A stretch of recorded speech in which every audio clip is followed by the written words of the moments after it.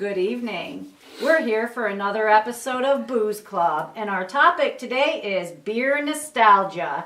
And I've got with me, of course, I got Kimmer, Nicole, and Tommy, but we got Josh here too, our other booze gutty. And today, they're going to tell us what spikes their childhood memories and their first drinking experiences. Because we all started drinking when we were too young. Didn't we, everybody? Hell yeah. Or maybe it's just me. Naturally. All right. I picked PBR. There's many reasons why I drink PBR.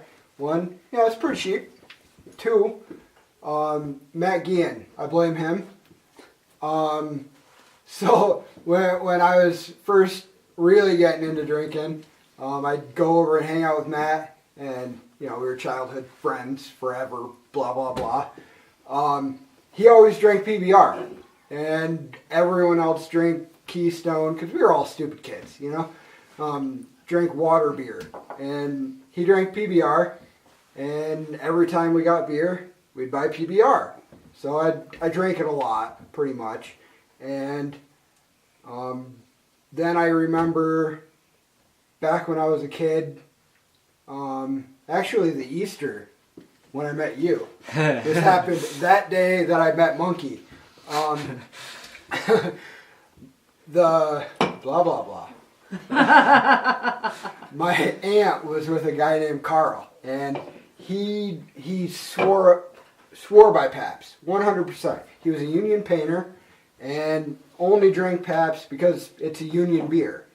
And he was very, very proud of that, and he's proud of the union, all that good stuff. This is where I want to chime in about Pabst and do make note that during Prohibition, they retooled to become an ice cream company so they could keep their workers working.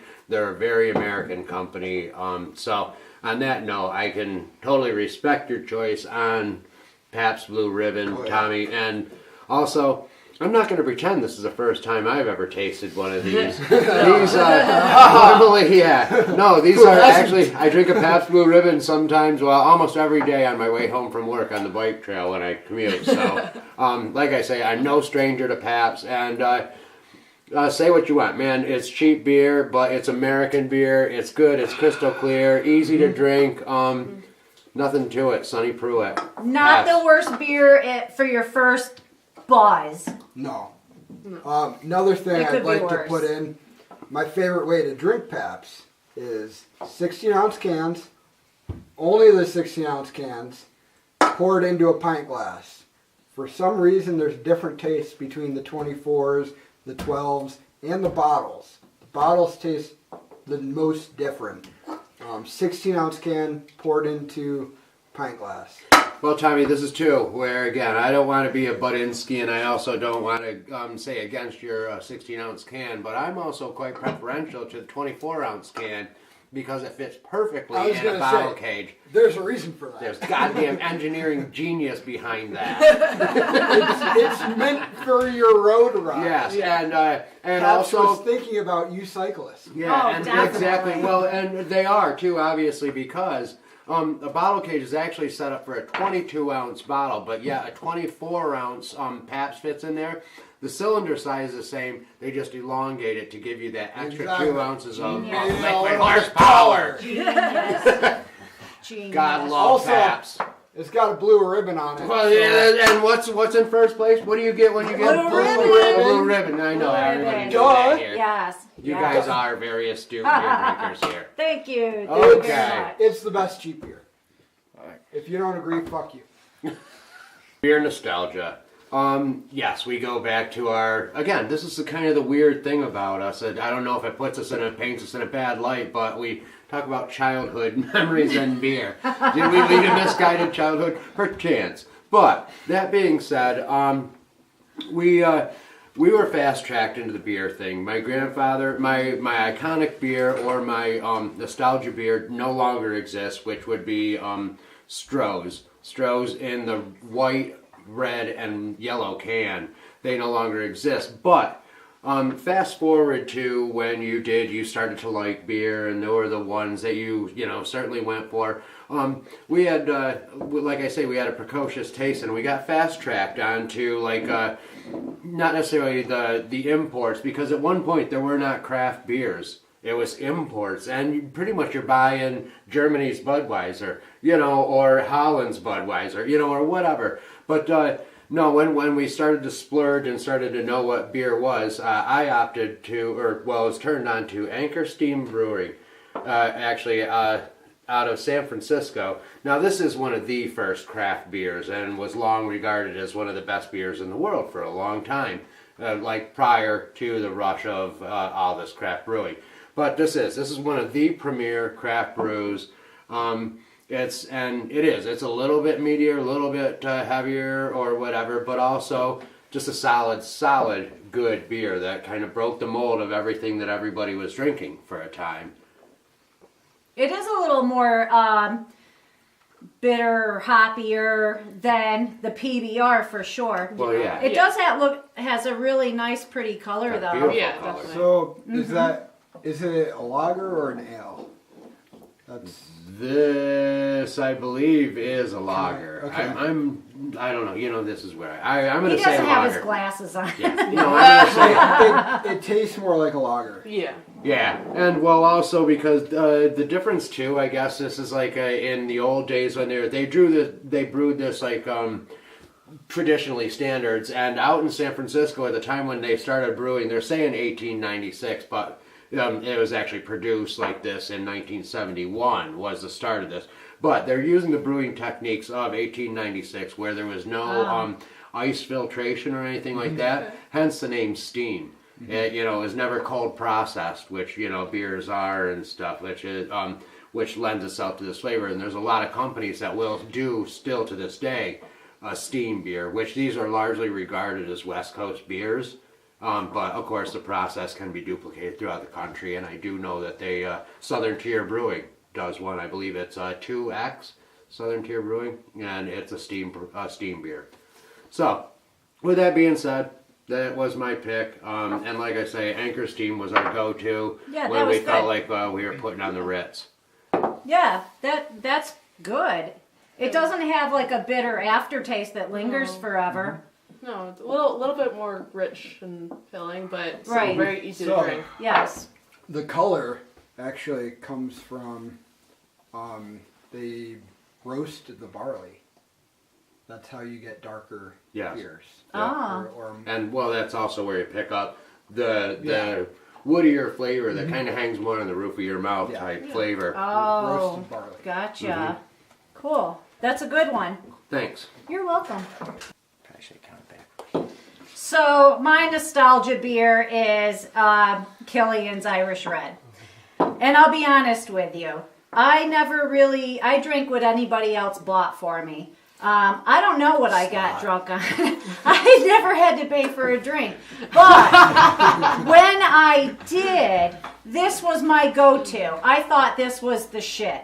Killian's Irish Red. Right The there. shit. I thought, sorry about that. I thought that was the shit. And I still do.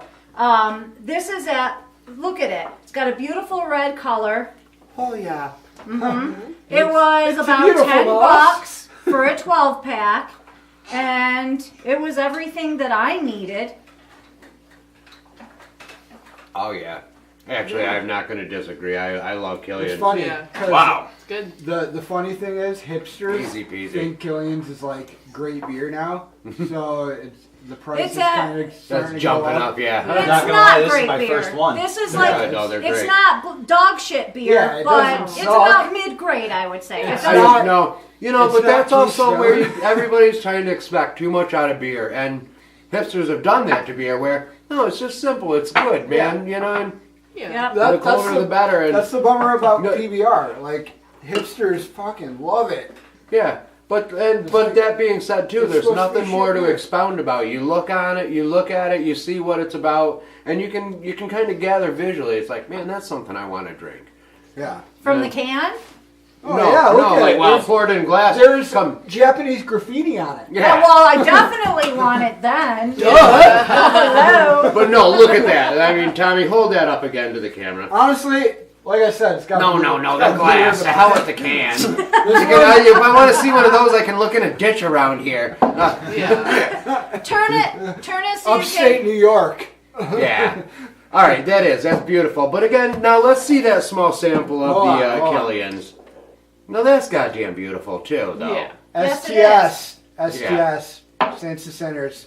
Yes, Go they on the are the website. coolest fucking beer glasses ever. Yeah. Well, That's Shan, right. that I do. I Yeah, gotta again, everybody, man. would So you far, give it we're two coming up thumbs up? we're coming up aces on all. Of course, man. Killian's Awesome. Irish they're great, Awesome. especially and because they're ones that have never deviated from the bottle. I'm a bottle baby, top to bottom. I drink the cans again of PBR 2.4s because they're in a can and they fit my bottle cage.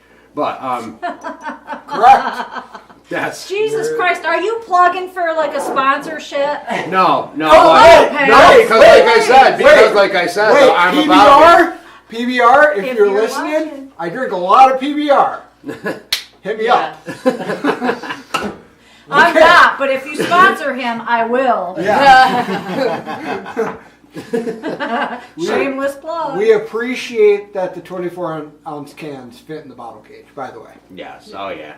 Who else can say that? Beautiful. We're Rolling Rock does make a 23 ouncer though. cyclists. We love No, actually, Just saying. I no. Bottle cages. It's a 25. You're getting that extra A ounce. 25 Yeah. ounce. And again, those two. Does it fit? Yeah. Oh yeah, does. because it's the same. Okay, it's same Rolling diameter, just longer. It's Rolling Rock, so Yes. You, Crisp and the clean. little ones are the 8-ounce ponies. ponies. Yeah. Yes. The big bottles are Clydesdales. What's the big can? Oh Jesus Christ, Trojan horse, of Oh, course. there you go! Trojan horse! Winning! What a stupid question. Raging. All right, but that being said, too, I mean, all right, since we're on the topic of nostalgia beers, I do have to include Rolling Rock as a nostalgia beer because Yeah.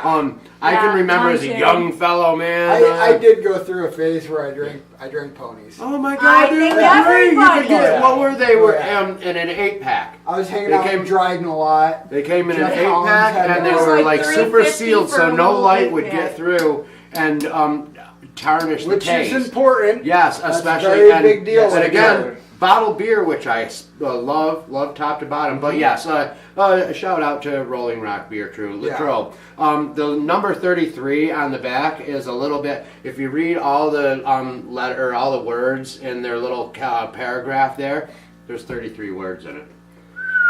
Yeah. That's such a strange Holy reason to put the number Schumacher. 33 on a bottle. That's a really strange reason to do. All right. Well, but anyways, back to our topic. Okay, Who's next? who's next? Saints to sinners.